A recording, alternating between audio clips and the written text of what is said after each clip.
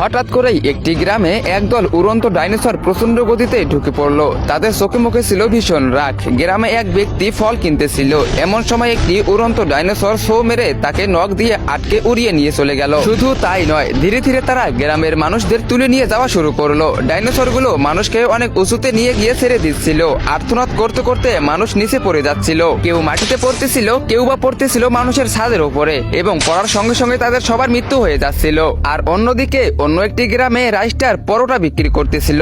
তখনই এক ব্যক্তি হাঁপাতে হাঁপাতে দৌড়ে তার কাছে এলো এবং কাঁদতে কাঁদতে বলতে লাগলো, রাইস্টার রাইস্টার, আমাদের গ্রামকে বাঁচাও। আমাদের গ্রামে অদ্ভুত সব পাখি হামলা করেছে। ওই পাখিগুলো মানুষদের ধরে অনেক উঁচুতে নিয়ে গিয়ে ছেড়ে দিচ্ছে। এখন তুমি শুধু আমাদের সাহায্য করতে পারো। এই কথা শুনে রাইস্টার অবাক হয়ে গেল, কিন্তু পরের দিনই সেই ওই গ্রামে পৌঁছে গেল। প্রথমে সে ডাইনোসর গুলো আসার দিকটা শনাক্ত করলো এবং তাড়াতাড়ি করে একটি ঘরের ভিতরে ঢুকে পড়লো। রাইস্টার বুঝতে পারলো, আরে এরা তো সব ফসলের ক্ষেত থেকে আসতেছে, নিশ্চয়ই এদের সাথে খারাপ কিছু ঘটেছে, আমাকে খুঁজে বের করতেই হবে।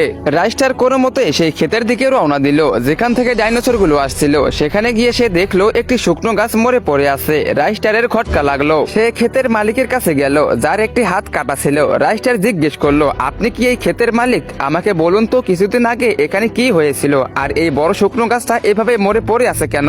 তো গাইস, এরপর কি হয়েছিল তোমরা সেটা দেখতে পারবে পার্ট 2 তে। পার্ট 2 দেখতে চাইলে ভিডিওতে লাইক করে চ্যানেলটিকে সাবস্ক্রাইব করে দাও, আর টিকটক ফেসবুক থেকে দেখে থাকলে ফলো করে দাও, আর অবশ্যই কমেন্ট বক্সে কমেন্ট করো পার্ট 2।